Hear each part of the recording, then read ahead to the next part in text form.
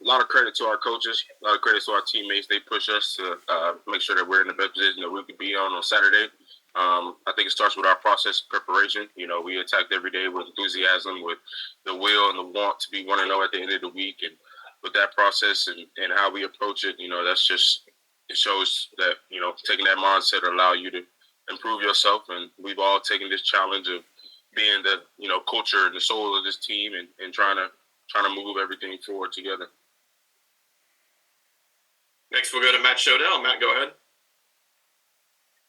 Yeah, hey, Javion. I wanted to ask you about that last play. Was it just instinct to push Mark into play, into the end zone? I know it's not something you practice, so just walk us through sort of what was going through your head when you said, hey, let me shove my teammate as hard as I possibly can. Yeah, so we got the play call, and I think, I know in the moment we all thought that, but after the game, everybody told me, yeah, we know the game is over after we called that play. And I pulled around the edge, got out there, got a good hit on the corner, tried to run him out of bounds. And I looked inside, and I was wondering, why Mark isn't in the end zone yet. And in the middle of that thought, he was right next to me. So I'm like, okay, no, don't go out of bounds. Stay in bounds. And I'm like, okay, go forward.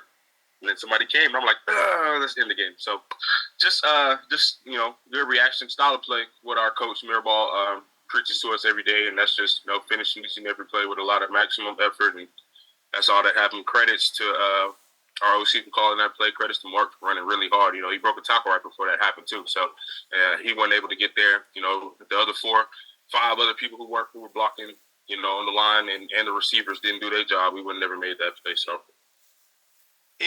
One follow-up on that. So I watched the tape of that play 10 times, probably 100 times less than you have, but still watched it 10 times. And I wasn't sure after watching it. It looked like Mark, maybe he was supposed to cut in between McCormick and you. If there was a gap there, was it a pure sweep to the sideline, or was it called for it to actually, to go inside, for him to cut it back?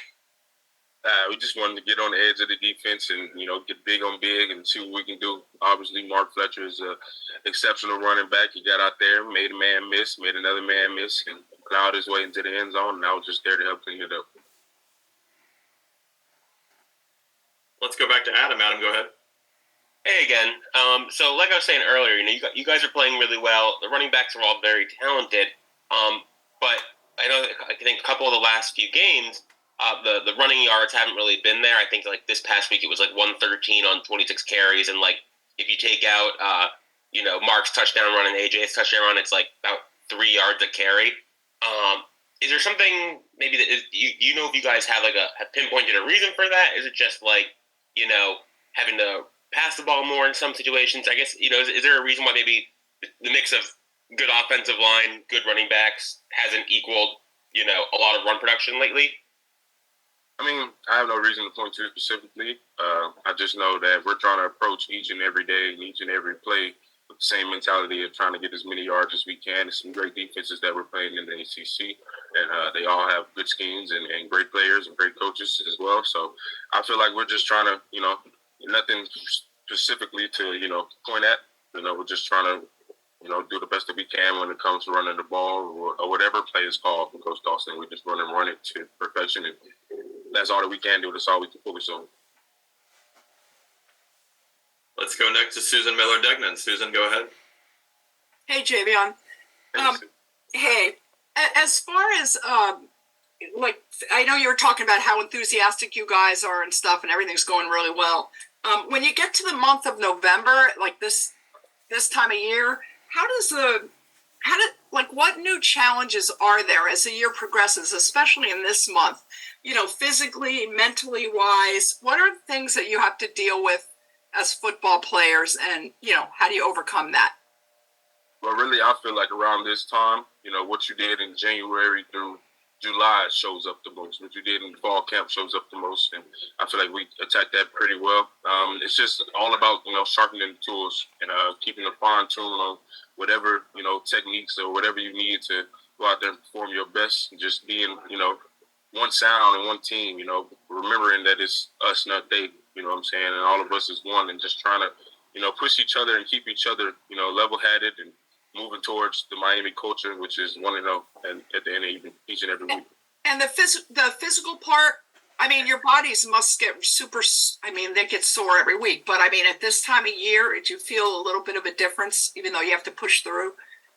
Yeah, of course. I mean, everybody in the country's feeling that around this time. We play this sport and we signed up for it. We know what comes with it, and it's just a matter of who can push through and who can't. And I think that shows on every Saturday. And like I said, we signed up for the sport, so you don't like it, I don't recommend it for you. Okay, thank you. And we'll wrap up with Marcus Benjamin. Marcus, go ahead. Hi, Javion. How you doing, Marcus? Good.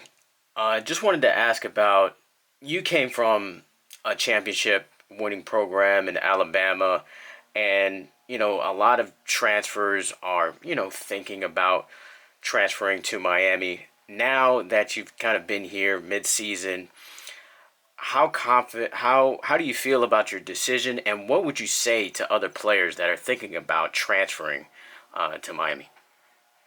Transferring to the University of Miami is one of the best decisions I could have made in my life. Getting to know Coach Cristobal, Coach Mirabal, really the whole staff, man, it changed my whole perspective on football, and made me fall back in love with the game. Just knowing that, people around here care about that common goal just as much as they care about you, and my advice or my words to anybody who's considering transferring to Miami, to do it.